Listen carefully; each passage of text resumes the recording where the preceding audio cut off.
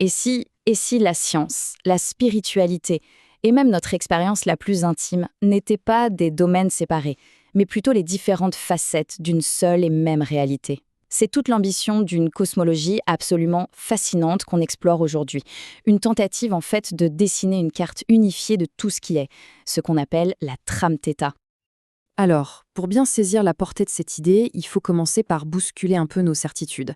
Et cette phrase de Miguel Bertrand, elle est parfaite pour ça. C'est notre porte d'entrée.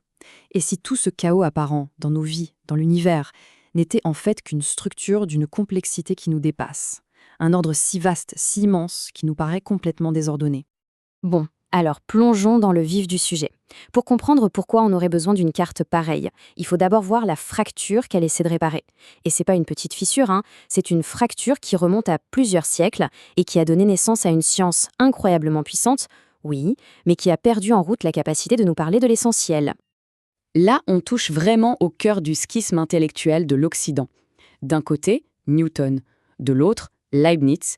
Et attention, ce n'était pas juste une querelle de matheux, c'était un vrai choix de vision du monde. Soit l'univers horloge de Newton, froid mécanique, un monde fait d'objets séparés les uns des autres, soit la symphonie universelle de Leibniz, un réseau de relations où chaque petite partie contient l'écho vibrant de la totalité. Et on sait qui a gagné. C'est la vision mécanique qui a tout emporté. Et la victoire de cette vision mécanique, elle a été totale. Mais le prix à payer, immense.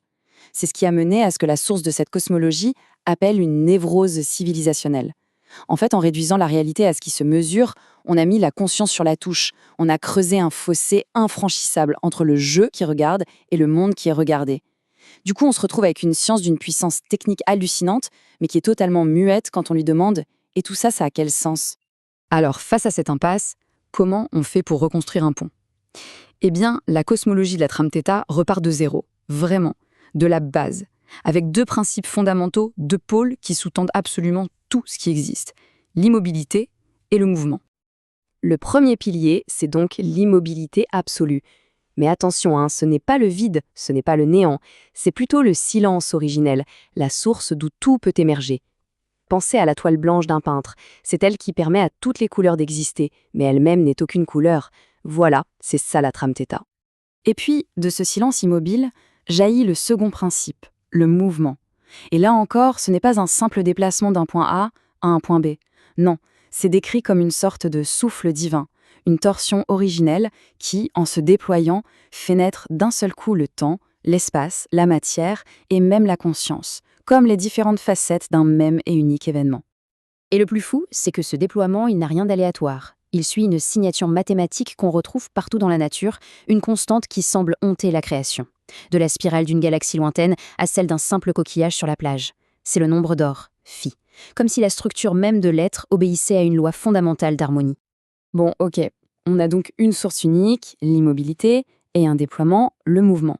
Mais là, on arrive à la question la plus vertigineuse de toutes. Comment le 1 peut-il devenir multiple? Comment cette unité primordiale peut-elle coexister avec l'impression de fragmentation totale qu'on a dans notre expérience de tous les jours? C'est vraiment le paradoxe au cœur de notre existence, non? On se sent à la fois unique, séparé, un jeu bien distinct, et en même temps, on a cette intuition profonde, parfois, de faire partie d'un tout bien plus grand. Alors comment ces deux expériences peuvent-elles être vraies en même temps? La réponse, selon cette cosmologie, ne se trouve pas dans la séparation, mais dans la structure même de la réalité. Et la réponse proposée est d'une simplicité géniale et en même temps d'une profondeur immense, le feuilletage. L'analogie du livre est juste parfaite pour comprendre. La réalité, ce ne serait pas un tas de cailloux séparés, ce serait un livre unique. Chaque conscience, chaque être vivant, chaque particule est une page de ces livres. On peut lire les pages une par une, et elles semblent bien distinctes, mais en réalité, elles sont toutes inséparables de la reliure qui les unit. Et là, cette vision, elle change absolument tout. La séparation devient une illusion de perspective, une illusion de lecture. Le dedans et le dehors n'existent plus vraiment, un peu comme sur un ruban de Möbius où on peut passer de l'intérieur à l'extérieur sans jamais franchir de bord. Et le plus incroyable, c'est que les mêmes motifs, les mêmes structures se répètent à toutes les échelles, du cosmos à nos neurones, comme une signature fractale de l'univers.